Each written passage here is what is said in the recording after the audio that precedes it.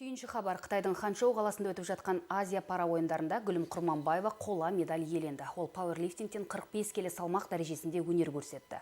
Жарыс кезінде 91 келілік зілтемірді көтерді. Бұл салмақ дәрежесінде бірінші орында Қытай, екінші орында Индонезия спортшысы алды.